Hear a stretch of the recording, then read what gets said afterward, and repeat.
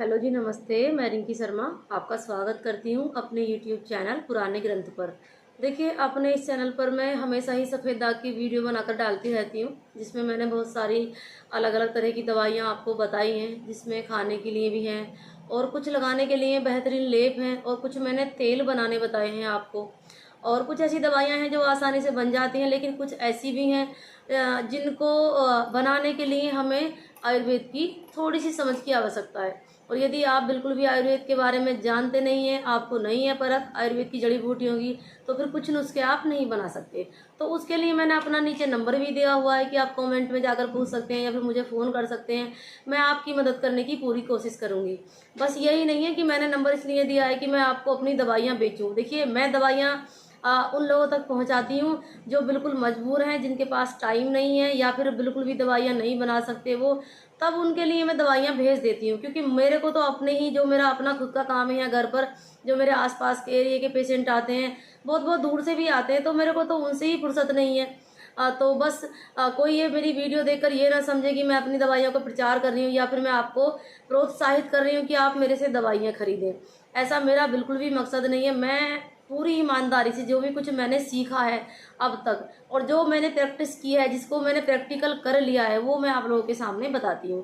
क्योंकि सफ़ेद दाग के पेशेंट ना बहुत ज़्यादा परेशान रहते हैं और कभी कभार ऐसा होता है कि बहुत काबिल डॉक्टरों से इलाज कराने के बाद भी सफ़ेद दाग हमारा नहीं ठीक होता। ठीक होना तो बहुत दूर की बात है, बढ़ना भी नहीं रुक पाता है। पहले छोटा सा निशान हुआ, एक, फिर दो हो गए, फिर चार हो गए, धीरे धीरे पूरी बॉडी पर फैल गया। तो देखिए, जो सफ़ेद दाग के पेशेंट हैं, उनकी जो मानसिक स्थिति होती है उसको मैं भली प्रकार से जानती हूँ। मतलब मैंने देखा है, मैं बात करती हूँ, लोग मेरे को आकर अपना दुख बताते हैं। क्योंकि कम से कम मेरे को 14-15 साल हो गए आयुर्वेद से जुड़े।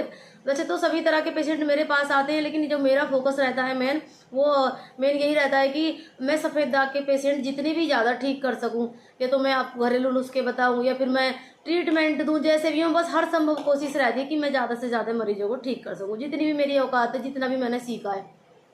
देखिए, मैं अपने आप को ये नहीं कहती कि मैंने बहुत सारा आयुर्वेद का ज्ञान समेटा हुआ है, मैं बहुत ज़्यादा आयुर्वेद की ज्ञाता हूँ, मैं जानने वाली हूँ। लेकिन जितना भी मैं जानती हूँ, बस ये है कि मेरे पास दिखावा नहीं है किसी भी तरह का। जो भी मैं काम करती हूँ पूरी ईमानदारी के साथ करती हूँ, किसी तरह की कोई बनावट नहीं है। तो आप मेरे पे यकीन कर सकते हैं, विश्वास कर सकते हैं, बिल्कुल ट्रस्ट कर सकते हैं आंखें मूंद कर। और इसलिए मैं ऐसा नहीं करी कि आप मेरे से दवाइयाँ मंगाने लग जाएं। लेकिन जो ये मैं आज नुस्खा बताने आई हूँ आप लोगों के सामने सफ़ेद दाग का, तो आप ये मेरी वीडियो थोड़ा सा टाइम देके देख ले। देखिए, वैसे भी आप हिम्मत हार कर बैठे हुए हैं, जब आपने सोच लिया है कि अब आपका सफ़ेद दाग नहीं ठीक होगा, तो एक नुस्खा ही देख लीजिए, क्या पता आपका भला हो जाए। और मुझे उम्मीद है कि आप ठीक ही हो जाएंगे।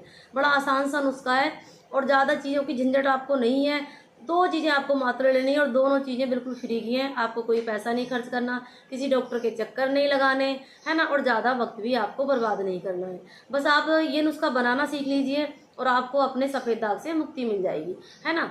और यदि आपको कुछ पूछना भी रहेगा, यदि आपको कुछ ना समझ आए, तो आप मेरे कमेंट बॉक्स में जाकर आप मेरे से पूछ सकते हैं। मैं हर जवाब का आपके हर सवाल का जवाब दूंगी। मैं ये हर वीडियो में बताती हूँ कि आप जब हिम्मत हार चुके हैं तो देखो क्या क्या ही दिक्कत है। आप कोई ऐसे थोड़ी ना है कि आपको उस रब पर भरोसा होना चाहिए और थोड़ी सी हिम्मत दिखानी चाहिए। कम से कम खड़े तो हो जाइए, हिम्मत तो दिखाइए।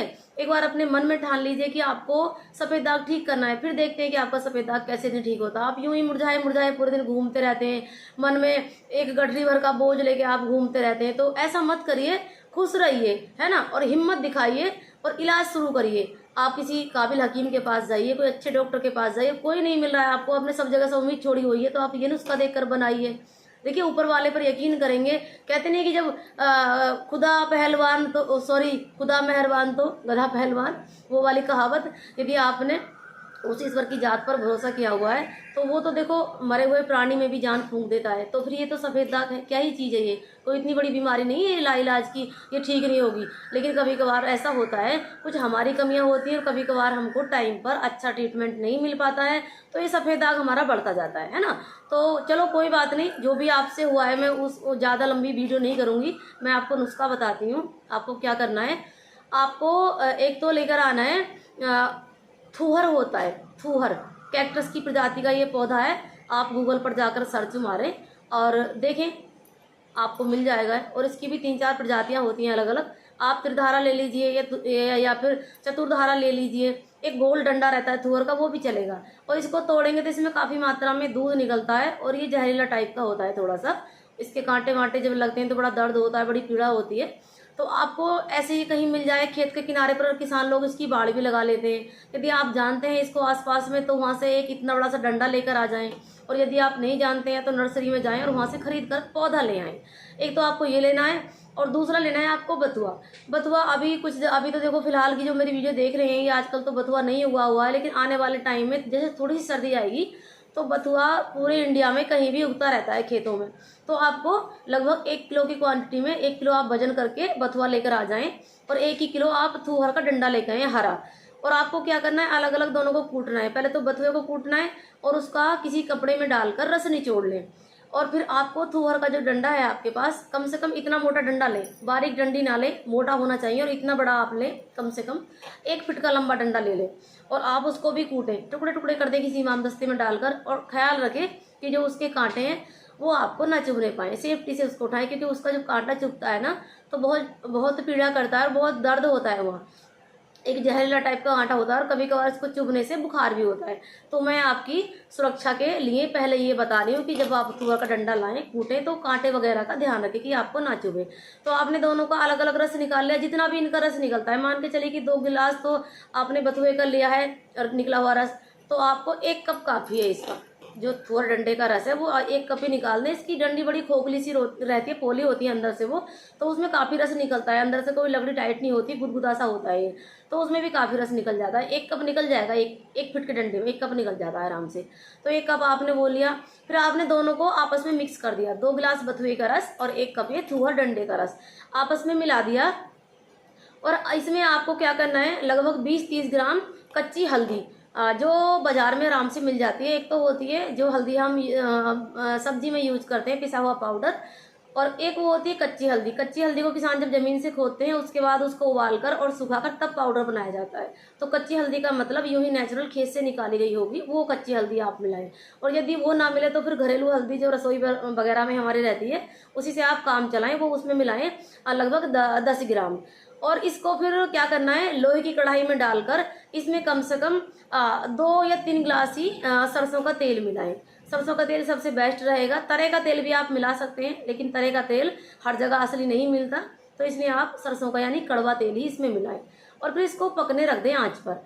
धीरे धीरे धीरे धीरे इसको पकाते रहें और किसी लोहे की कड़छी से इसको चलाते रहें। लोहे की कढ़ाई हो और लोहे की कड़छी से इसको चलाएं।